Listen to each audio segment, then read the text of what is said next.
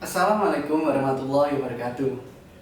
Saya perkenalkan, nama saya Kak Bagus. Di sini saya akan menjelaskan alasan kenapa kita harus mengerti akan wawasan berbangsa bernegara. Mulai dari bagian kedua, saya akan memberikan poin-poin tersebut untuk kita mengerti lebih dalam. Pertama, pengertian wawasan kebangsaan itu sendiri. Kedua, tujuan dan fungsi wawasan kebangsaan. Ketiga, bela negara. Keempat, bentuk-bentuk usaha bela negara. Lanjut ke bagian ketiga, wawasan kebangsaan. Wawasan kebangsaan itu sendiri adalah bagaimana cara pandang kita mengenai diri atau lingkungan bangsa kita ini. Tentunya kita harus lebih mengerti kan bagaimana Indonesia dipandang di luar sana. Kita harus mengerti.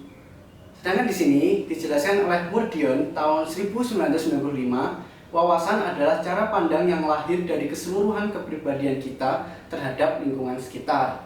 Tentunya lingkungan sekitar itu yang dimaksud adalah negara kita, bangsa kita. Lanjut ke bagian ketiga.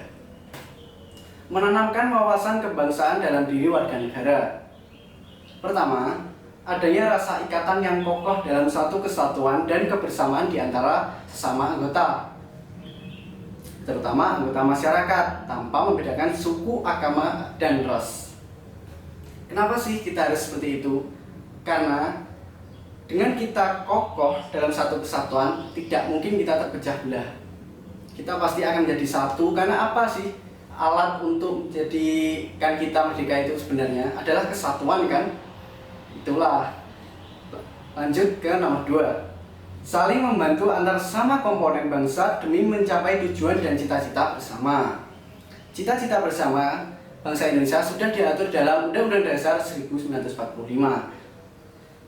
Lanjut ke nomor 3. Tidak membangun primordialisme dan eksklusivisme.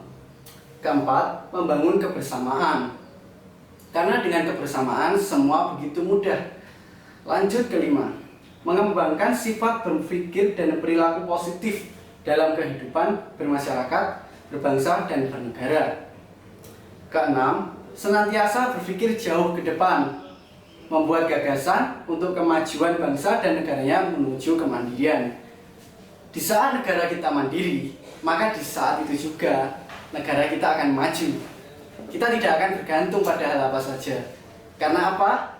Negara kita bisa mencukupi itu sendiri. Lanjut, unsur dasar bela negara. Yang pertama, cinta tanah air. Kita sudah dikenalkan akan cinta tanah air sejak dari TK mungkin, dimana kita dikenalkan untuk Pancasila. 5 sila. Pertama, ketuhanan yang Maha Esa. Kedua, kemanusiaan yang adil dan beradab. 3, persatuan Indonesia. 4, kerakyatan yang dipimpin oleh hikmat kebijaksanaan dalam permusyawaratan perwakilan. 5, keadilan sosial bagi seluruh rakyat Indonesia. Kalian tentu sudah tahu. Lanjut. Yang kedua, rela berkorban untuk bangsa dan negara. Karena itu adalah satu hal yang sangat penting sekali. Ketiga, kesadaran berbangsa dan bernegara. Kita di sini harus sadar karena kita berbangsa dan negara. Keempat, yakin akan Pancasila sebagai ideologi negara kita. Bagian berikutnya, faktor penyebab menurunnya wawasan kebangsaan. Pertama, gaya hidup yang berlebihan atau yang kita sebut hedonisme, yang membuat kita memiliki sifat konsumerisme yang tinggi.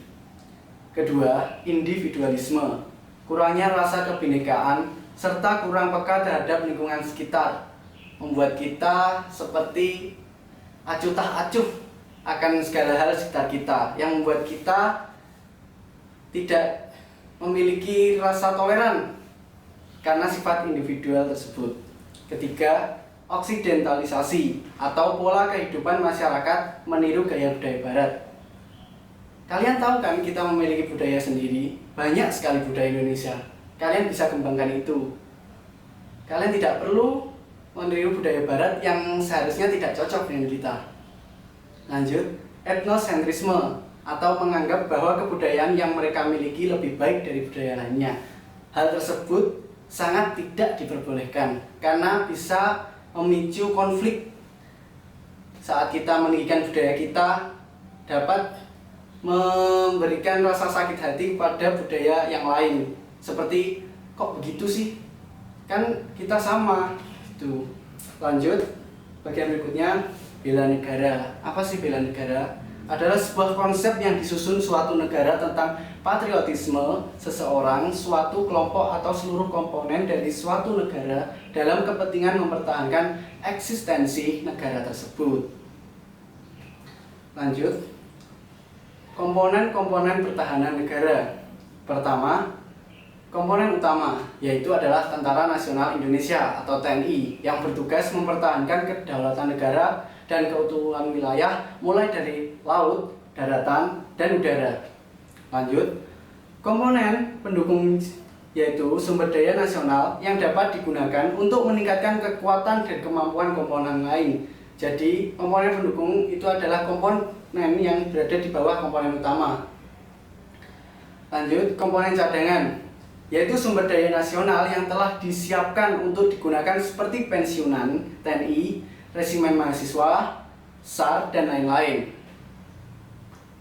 Bagian berikutnya, ancaman-ancaman terhadap bangsa dan negara seperti spionase, sabotase, pelanggaran wilayah, perang saudara, ancaman berdimensi ideologi yang dapat dalam bentuk penetrasi nilai, liberalisme, sehingga dapat memicu proses disintegrasi bernegara.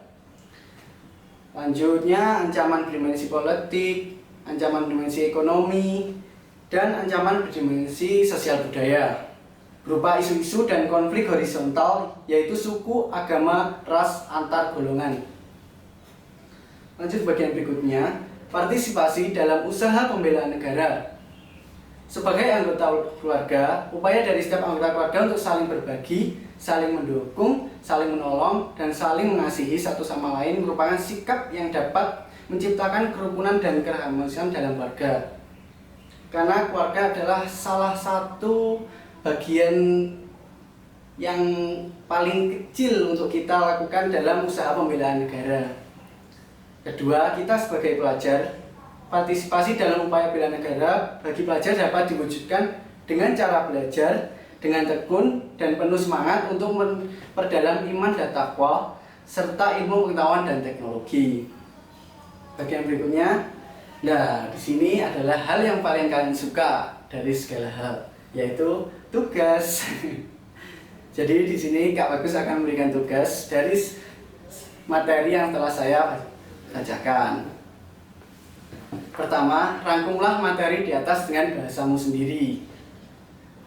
Kedua, apa yang bisa kamu lakukan untuk menunjukkan sikap bela negara? Semangat untuk menjalani tugas. Sekian dan terima kasih. Wassalamualaikum warahmatullahi wabarakatuh.